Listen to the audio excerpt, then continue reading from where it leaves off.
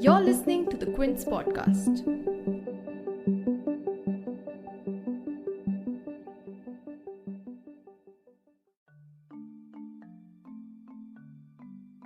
Things are going from bad to worse for Virat Kohli as his poor performance continues to haunt him in the ongoing IPL 2022 as he got out on the first ball for the second straight match and scored less than 10 runs in the match subsequent to it. The former Indian captain, who has scored over 23,500 international runs for India, was out on the first ball against Lucknow SuperGiants, and on 23rd April, when he edged out the outgoing delivery he faced from South Africa fast bowler Marco Jansen, it has now also been 100 games across all formats of cricket that Virat Kohli has not scored a century. And this dry spell, of course, has also prompted pundits like former India coach Ravi Shastri and Virat Kohli's well-wishers to suggest that Kohli is quote-unquote overcooked and needs a break away from the game and the spotlight. So in today's episode, we analyze the possible reasons for this kind of a lean patch for Kohli and also the possible solution for a player of his level to come back from it. For this, we spoke to cricket commentators and analyst Chandresh Narayanan and Amit Mathur, who was also the former CEO of the Delhi Daredevils. We also spoke to Dr. Divya Jain, a sports psychologist at Fortis Hospital in New Delhi. You're tuned in to The Big Story, the podcast where we dissect the headline-making news for you, and I'm your host, Himmat.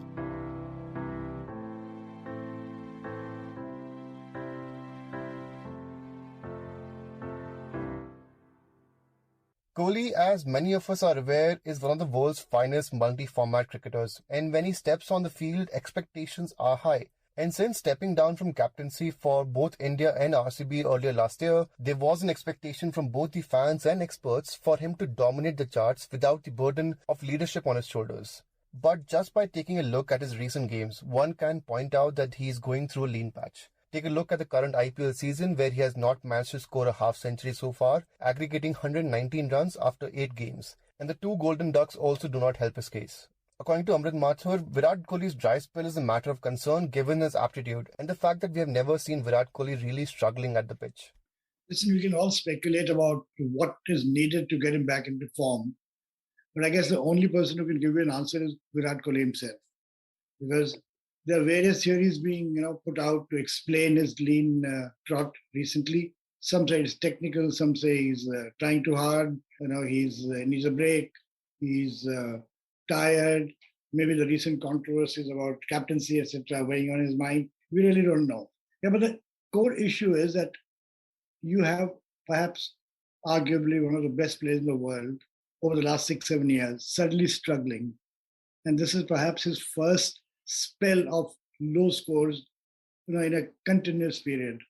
So that's a matter of concern. And there are logical questions about why is this happening. But as I said, nobody really has an answer, because some of his dismissals have been maybe technical, some have been, because of lack of judgment, or as they say, wrong shot selection. Some have been good balls, and some have been very poor shots. So we really don't know. But yes, it is a matter of concern that suddenly he is absolutely short of runs, and at the moment doesn't look as if he is coming out of it. Each dismissal sort of adds to the pressure, adds to his problems. Various things have been tried. He's changed his batting order. He was lower down, then he came up and he opened. He's trying to be aggressive from the beginning. So, yes, it is a bit different Virat Kohli we are seeing. One, it's a Virat Kohli who's struggling. We've never seen him struggle at the wicket, except on that one big tour to England when Anderson got him repeatedly, and he made practically no runs in Test series. But apart from that, Virat Kohli has never been out of form, never been short of runs. So that's the concern. Now, what could be the possible reason for this slump? The number one reason that analysts and Kohli's fans point out is that he is quote-unquote overcooked. According to Ravi Shastri, a long-time mentor to Kohli and the former Team India coach, Kohli needs to take a break to freshen up his mind. Shastri went to the extent of recommending that if push comes to shove, Kohli should pull out of the IPL altogether. And another possible reason could be the lack of downtime cricketers have had since the pandemic started. They have been moving from one bio bubble to another, and players like Kohli and Jadeja have voiced out concerns regarding bio bubble fatigue. According to Dr. Divya Jain, a sports psychologist at Fortis Hospital, The lack of downtime can take a toll on any professional player. She weighs in on the personal and psychological factors that may impact a player like Virat Kohli to constantly perform at their best. I think when we talk about sports and athletes, we tend to think of them as these superhumans. We think of run rates, strike rates, we count the centuries. But what we don't often look at uh, is the person behind the player, the kind of how experiences shape them, their personal circumstances, changes in environment, and how all of those can have an impact. So when we talk about this bio bubble, uh, one, of course, it brings with it a certain sense of social isolation, where yes, you are with your team or you are with a particular league, but at the same time, you are cut off from family members, from your other social support networks. You also don't get the kind of downtime that you otherwise would. You're constantly in that same environment at all times, and it can take a toll. And I think at the same time, it's the tournament schedules, I think, also have undergone a significant change in the last 2 years, right? Players are used to having a very structured, periodized kind of a schedule where recovery is looked at, taking regular breaks is looked at, but those schedules have also not been the same, and lots of tournaments been going on to be able to incorporate that.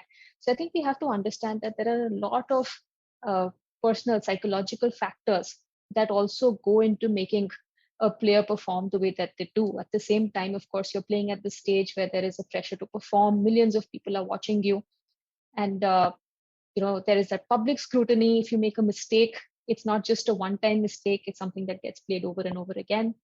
And so, a lot of these pressures come together uh, with athletes.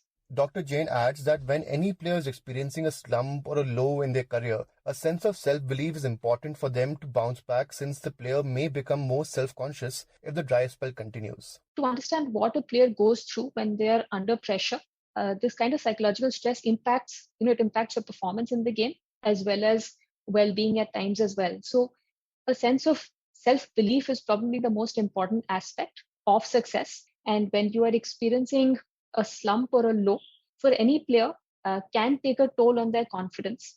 At the same time, while playing the game, there's a shift in your attention. So you tend to be more self-conscious. Decision making gets impacted. There are also, psychophysiological changes that take place in your body in terms of your rhythm of how you play. At the same time, your own mental well-being, the emotional aspects, the kind of thought processes we have can also get impacted. So when we're looking at recovery, it could look a couple of different ways. Yes, in a lot of cases, when your back is pushed against the wall, you need to back yourself as a player. You need to remind yourself of your previous highs and lows and what you've done to be able to get those comebacks, what it is that has made you resilient in the past. You stick to the basics, and you make sure that you just keep working at it and power through. At the same time, though, I think we also need to recognize that athlete burnout, player burnout is also something that can take place for a few players. And sometimes taking a break, actually, for a little while, maybe even a couple of months, is not a bad idea. And here we're not just talking about a break from playing, but a break from all aspects of the sport. We're talking about it, following it, watching it, the social media, and to really focus on other aspects of life to be able to recover, rejuvenate, and then make a comeback.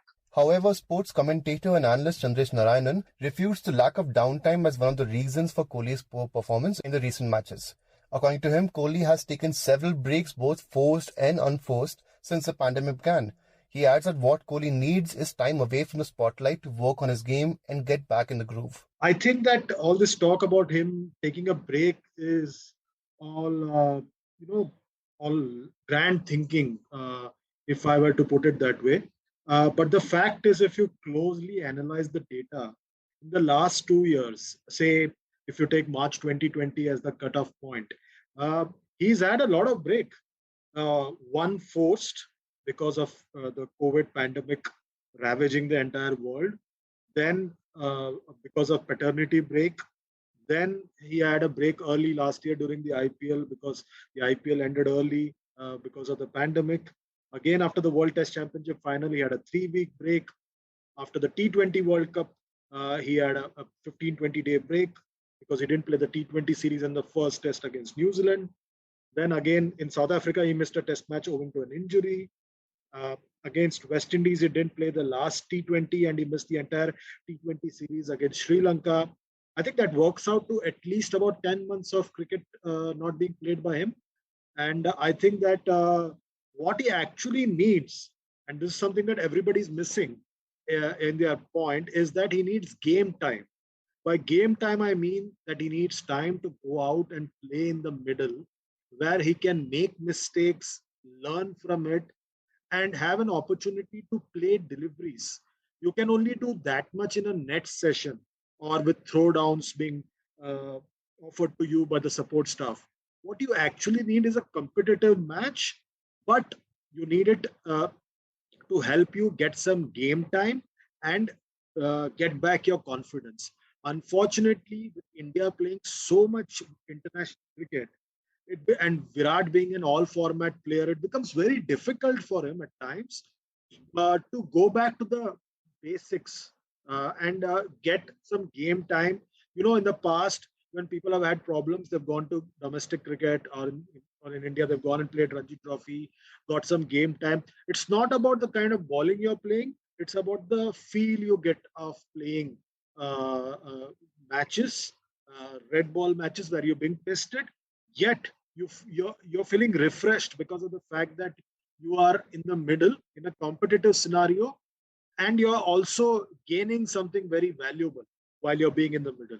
Now that is something that is missing from Virat's repertoire over the last 2 years, because India's been playing the only thing that India played a lot last year was a lot of test cricket, but apart from that, India's played a lot of white ball cricket, and he's had to suffer because of that, especially the T20 format, which to tell you frankly, is not his natural format, unlike, say, a Nishan Kishan or a Surya Kumar Yadav. For him, it does not come naturally because he started off as being someone who learned his basics in red ball cricket. So he needs time to just get back into that groove, and that will only come from playing red ball cricket. And at this moment, currently, there's only one country where there's red ball cricket happening, and that's England. Unfortunately, right now, Virat can't break his contract with RCB and go and play county cricket. It can only happen in June when India is playing again some, like I put it, Mickey Mouse white ball cricket against South Africa and against Ireland and maybe even against England. He should probably give the one days and T20s a miss, but he should not miss the one-off test match because he started off the run last year in England when India led the five-match test series 2-1. It's going to be a completion of that series this time in England. I just wanted to play that test match and then take a break and play as much red ball cricket as possible anywhere in the world, especially England. And if India is touring, he should probably just go off with the India A team away from the spotlight, gain some game time. Mr. Narayanan adds that one of the possible reasons for the slump may be the way IPL has evolved over the years and that Virat Kohli may need to change his shot repertoire. What happened was, in the initial years, Virat was not an automatic fit in India's T20 11. Not many realized that. He made his one-day debut in 2008. His T20 debut was delayed by about 2 years. This despite the fact that a lot of seniors were not playing the T20 format. So they still didn't pick him in that format. That tells you a lot about what they thought in the initial years about him. And some of it might still hold true because while he scores a lot of runs in the T20 format, there has always been a thing that, maybe uh, the strike rate could be an issue. He's a great test batter. He's a fantastic ODI batter, and he's a chase master in the ODI format.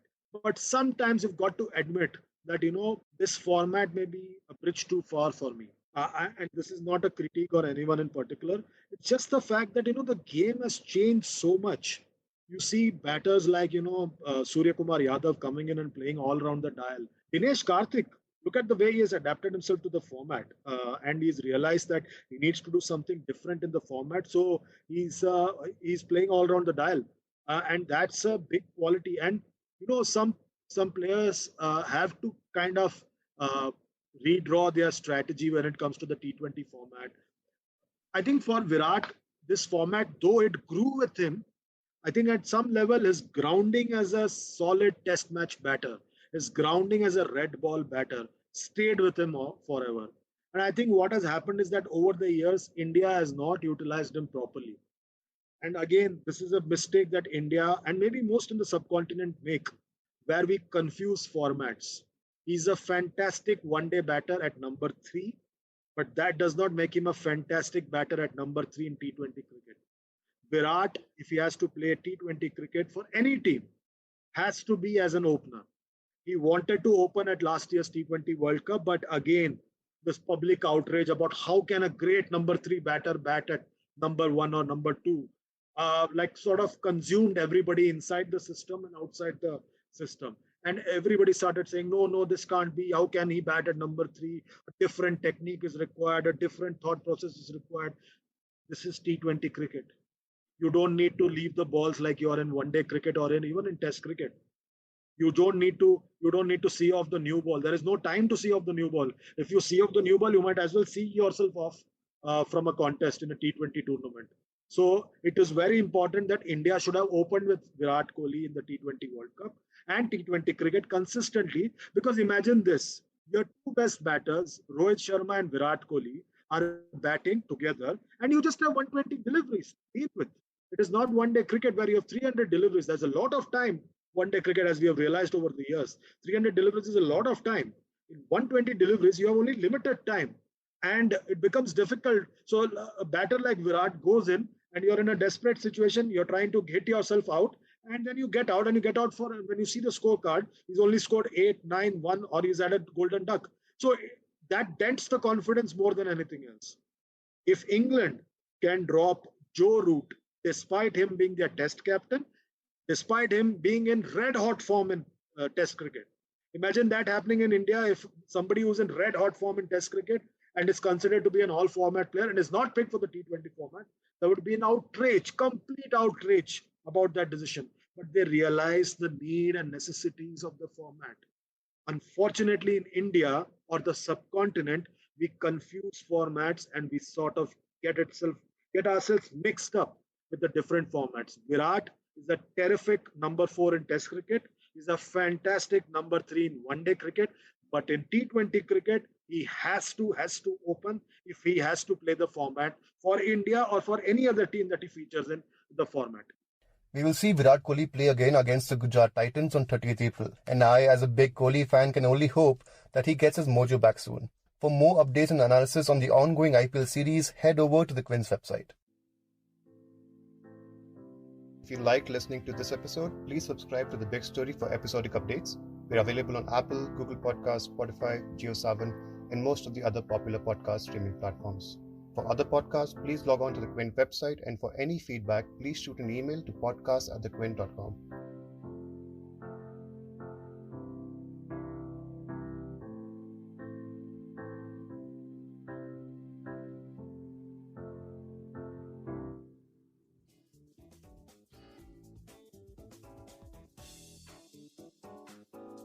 Thanks for listening. Log on to the Quint's website and check out our other podcasts.